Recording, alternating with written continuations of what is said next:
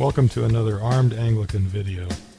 This time we're going to do a comparison of two handguns, but I think there's more to it than that. To me, it's more about the discussion of revolver versus semi-automatic pistol.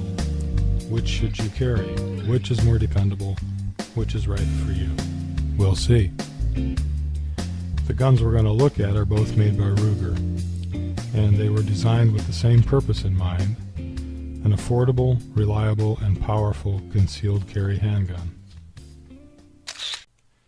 The two guns are the Ruger LCR in .38 Special and the Ruger LC9 in 9mm Luger. And here they are in action. The LCR first, and then the LC9.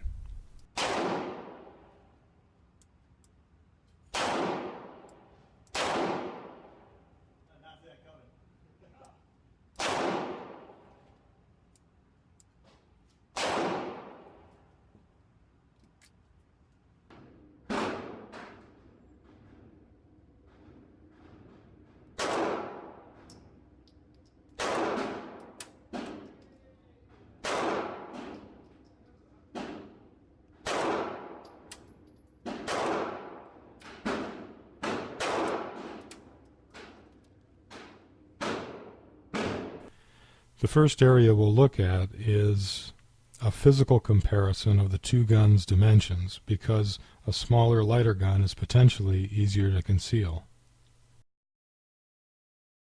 The LCR is chambered in .38 Special, and it's +P rated.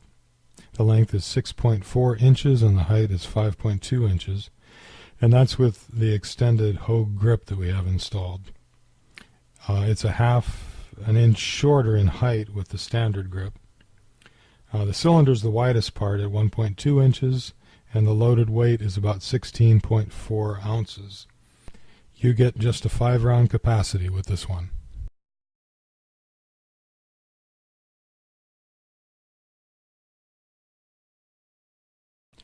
The LC9 is chambered in 9mm Luger, and it's just a little smaller in all respects, with a length of 5.9 inches and a height of 4.9 inches, and that's with that extended pinky finger base on the magazine.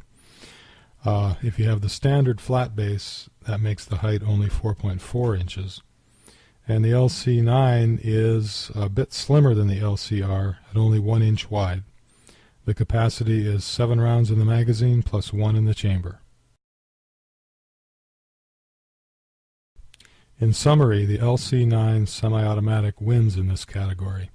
It's a bit smaller and slimmer than the LCR, and that theoretically makes it easier to conceal.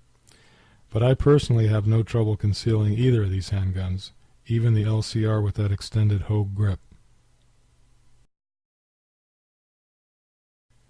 Next, we'll take a look at what is probably the most important factor, and that's reliability. We put together a short test trying to reduce all the variables that might skew our results. We used ammunition that was as similar as possible, making up reloads that have nearly the same characteristics. For the LC9, we used a 124 grain flat point bullet ahead of a load that gives a muzzle velocity of about 940 feet per second. And for the LCR, we used a 125 grain flat point bullet with a load that also gives about 940 feet per second. And we used our own reloads because we could control the ammo better than using off-the-shelf factory rounds. These loads we carefully made one at a time for this purpose. For our test, we fired 25 rounds through each gun without stopping except to reload, loading 5 at a time for consistency. And although we have had an occasional malfunction with the LC9 in the past, we expected that because of the low number of test rounds, both guns would probably perform without a hitch. As expected, the LCR revolver performed flawlessly. It's a revolver, and that's what they do. The LC9, however, did have one failure to feed malfunction, and it was easily fixed by racking the slide, but that failure brought the reliability down to 96% in this test. So in summary, the LCR revolver wins in this category. Not much more to say about that. Like I said before, that's what revolvers do.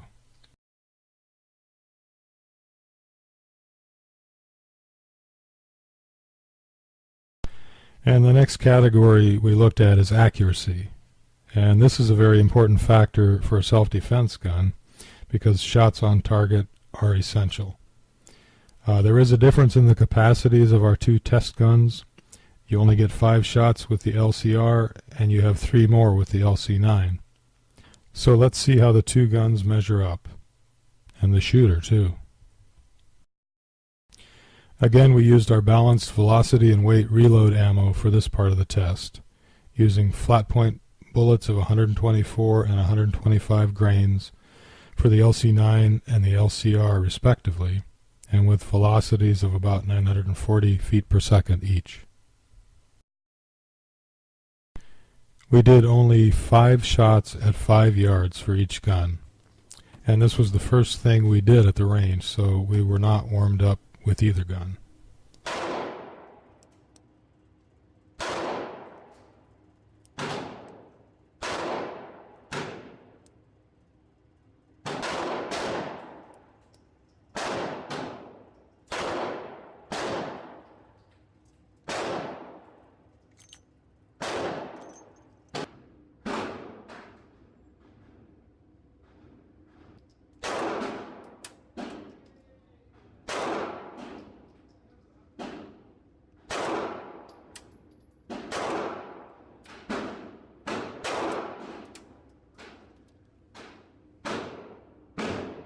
And here are the results.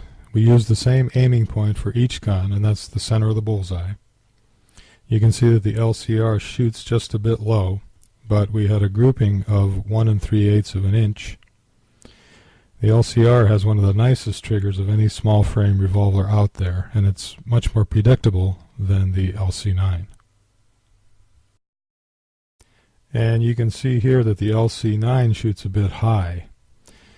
It also had a 1 3/8 inch grouping, so both guns did acceptably well.